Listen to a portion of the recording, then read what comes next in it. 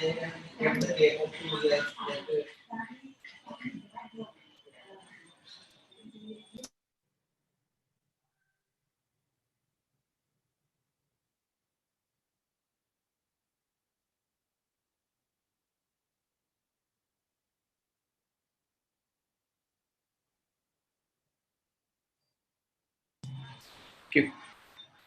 Hi, I'm Amita Balachandra. Welcome to my brand new podcast. I pick up one important topic every single day, and we will essentially try and understand things a little better. So, we pick up one topic, we talk about what the topic is about, why it happened, and what next. So, basically, we're going to try and simmer through all of the jargon of information that's coming. Do give us your feedback, considering this is brand new, and ask us your questions, and we'll take up those questions through the course of the conversation. The chat window is open. Let's talk about today's topic. Today's topic is about schools reopening, partially, of course, in certain parts of the country, and what measures schools are taking to make sure that kids are safe. Now it's been 6 months since the lockdown, and it is unlock four. As part of unlock four, schools were supposed to reopen in some parts of the country from the 21st of September. Of course, that hasn't happened because let's take a look at the schools which have opened. If I can take you through the information that Times of India has put out. Only 8 states like Andhra Pradesh, Assam, Haryana, Jammu and Kashmir, Meghalaya, Madhya Pradesh, Nagaland, Himachal, Sikkim. These are the states where schools are partially reopened. There are many states, including Maharashtra, which is the worst affected right now because of COVID cases, and Karnataka, which is also catching up, that are undecided. In fact, even UP and Delhi are undecided at this point. Bihar just announced that September 28th is when schools will partially reopen. This is, of course, for 9th to 12th standard students, and they will only come in to clarify their doubts once schools reopen. And the center has also put out standard operating procedures. So we're going to ask a couple of questions to school management on what measures they've taken. Are these enough? Are they prepared for fully reopening schools? And what about the states that have not reopened these schools? So these are the questions that we're going to be asking. Do ask your questions in the chat window. Do give us your feedback as well. I'm very thrilled to have with me Kanak Gupta, who's the director of Seth Jaipuria group of schools join us for this conversation. He's an educator with 15 years plus experience working in India and other countries as well. But this is what makes me really happy. He runs the Seth Jaipuria schools. Basically has 32 schools in 4 different states, which is UP, Bihar, Rajasthan, and Madhya Pradesh. So this is going to give us perspective from different states on what different states are doing, because UP and Rajasthan are undecided. Bihar has decided that 28th is when they will open, and Madhya Pradesh, of course, opened on the 21st of September. So let's get straight to it. First of all, Kanak, thank you so much for joining us. Hi, Amita. How are you? Many congratulations on the new podcast. I hope it goes well. I hope so too. Thank you so much for joining us. Let's get straight to it. I'm going to ask you this question. You were telling me a little while ago that your schools have not opened. Tell us why that is the case, because you have schools in 4 different states. And we'll come to what measures you guys are taking. But first of all, why haven't schools opened in most parts of the country? So that's a great question, actually. And we understand that online teaching learning is going on well, but it is only second best to the face-to-face experience that a child would have in the classroom. I strongly believe that it will be an irreversible travesty if you don't allow children to come back to schools. Hmm. So we're very glad that the government announced that with due precautions, norms in place, we'll be able to open up schools partially from the 21st of September. And because education is a concurrent subject, it goes back to the states to take that responsibility. As you rightly said, there's been about 8 or 9 states which have actually agreed to open up as on date.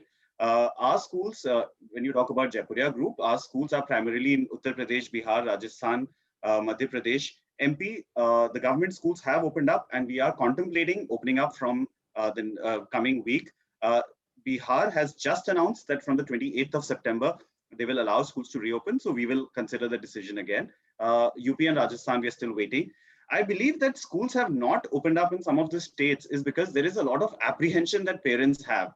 There is the senior students, the senior parents are actually now looking at sending their kids back to school for preparation, for doubt clearance, which I'm very happy about. And kids get to interact with their teachers.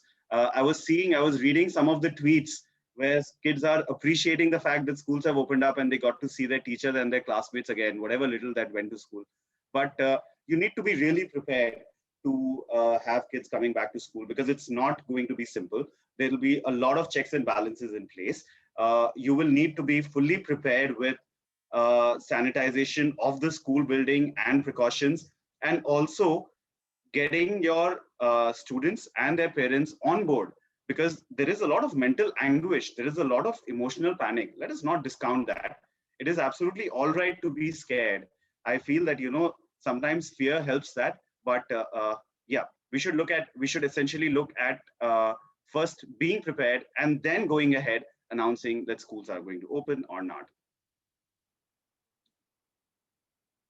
Right. And I feel that somewhere where we are making all the preparations when it comes to schools, there will be apprehension, there will be doubt in the minds of parents. Like, for example, how are you going to utilize the building space? What we are doing essentially is that we are saying we'll work on 50% capacity, 50% of the space that there is, keeping SMS in mind, social distancing, mask, and sanitization, we'll be keeping that in mind. Kids will be sitting at a distance of at least 6 feet away from each other because we have classrooms where we can accommodate. And right now we are looking at grades 9 to 12 coming in voluntarily only for doubt clearance. So for us, it's important that, these processes are in place. We are also talking about getting our kids to school in 2 shifts, not just 1 shift. So it's important for us to also have the transportation facilities properly sanitized. We're installing sanitization chambers, we are installing fumigation, the pedal sanitizers have been installed, there's deep cleaning of buildings happening.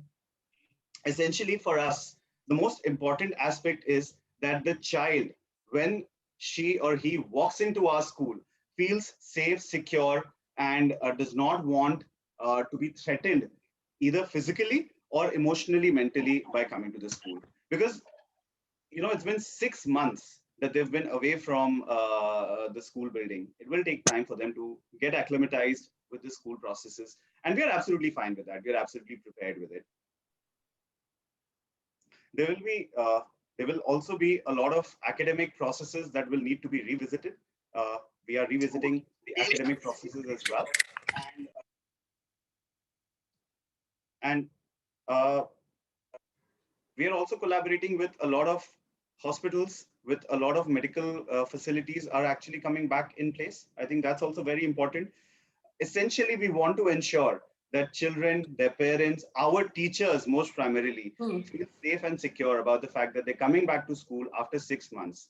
Right. Kanak, sorry, just to apologize to our audience as well. We lost Amita because the power went off in Bangalore, and those people who live in Bangalore will tell you that it happens very often. So I'm standing in. Hi, this is Faye. I know that I've been speaking to a lot of parents, and they're very concerned because, consider the fact that we shut down schools, we cancelled exams at a time when there were 500, 1,000, 2,000 cases in the whole country.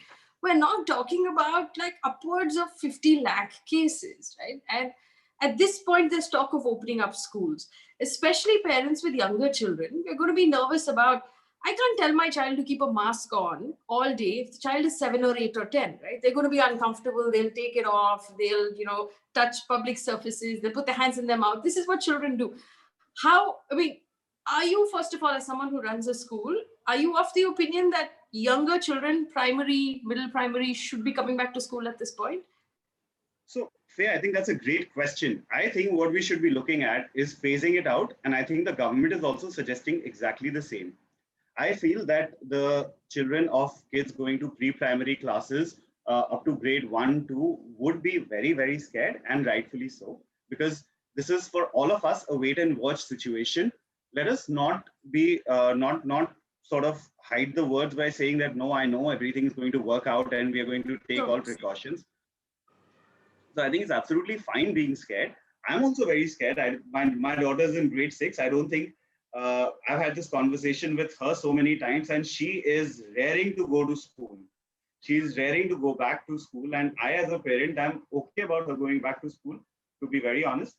There will be some apprehension, number one. Two, I think a phased manner, getting kids of senior grades back who will be able to sort of control a bit more of their hands, their mask on, etc. I think that will be a good idea. That's a good strategy forward.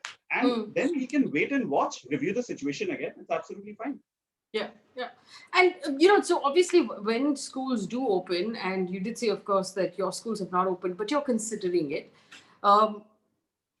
What kind of precautions will you be taking? Will you be bringing kids in phase-wise? Will you be bringing classes in phase-wise, like some in the afternoon, some in the morning, so you bring down the strength in the school? Will there be a mandate of masks or gloves or that your children will have to use? And you're talking about only the older kids, right? Because we're not talking about the younger kids right now. Are the teachers right now, I mean, again, I know teachers are nervous, but will the teachers have to maintain this? Is the load going to follow the teachers?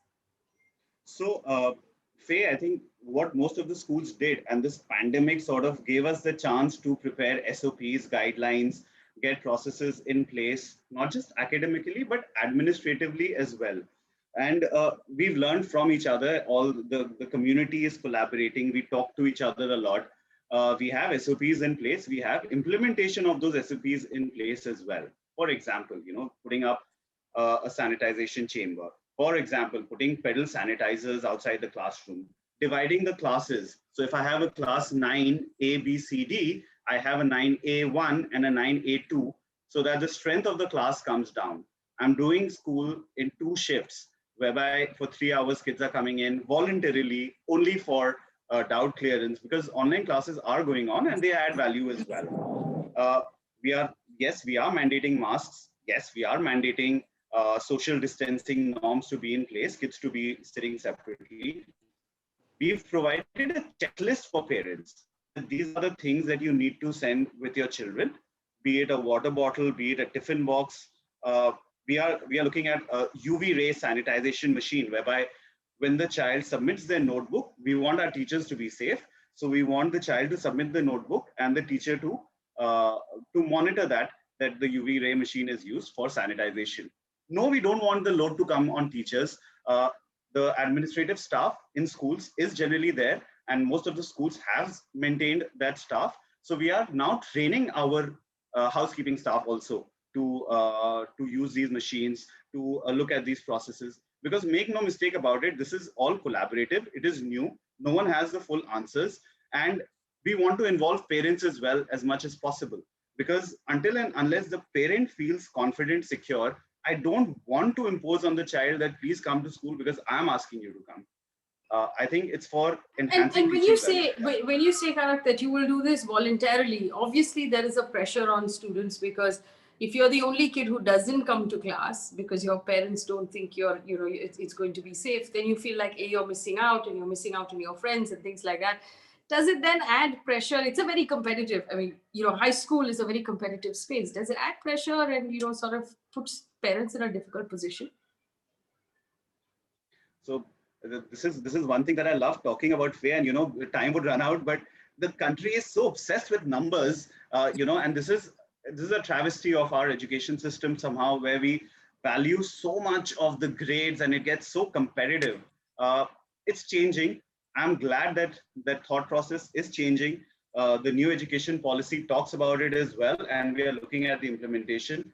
I hope that will change, but that's a long way forward. Looking at it presently, yes, there is a lot of pressure on parents for competitive exams. When the board exams were happening, there was a case happening in the Mumbai High Court, and parents were really involved. And eventually the exams got cancelled and we had to balance out the marks. But I feel the child who misses out would not miss out on the learning aspect, because hybrid learning would continue. We would ensure that access to our videos, we would ensure that access to the lesson plans, that would not stop. That is something that is going to continue across because I don't see COVID going away very fast. I don't see, even if a vaccine comes out, say December, I don't see everyone getting comfortable about going back to the school very soon. So I'm 100% prepared about hybrid learning. Quick question, Kanak. Also, there are several parents right now who are asking for moratorium on fees. We know that there are schools, private schools, that are charging for the bus when the bus is not being used, charging for uniforms, charging for sports facilities, but none of this is actually in use right now. And they find that schools are not willing to be flexible. They're not willing to hear the parents' point of view at a time when a lot of people are losing jobs. We're in a tough economy. And I know that you're part of an association of schools. Why is it that private schools are charging this much and are not willing to hear what parents have to say?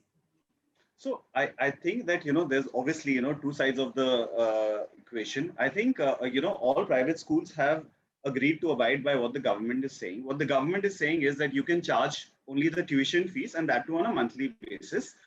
And, most of the school associations, most of the private schools did send out letters across to parents confirming the same.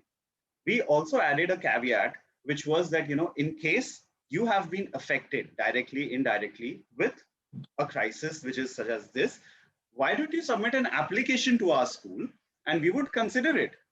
And this has been there for a very long time. In fact, we've sent out mailers, we've sent out letters, we've sent out SMSs, WhatsApp messages to parents.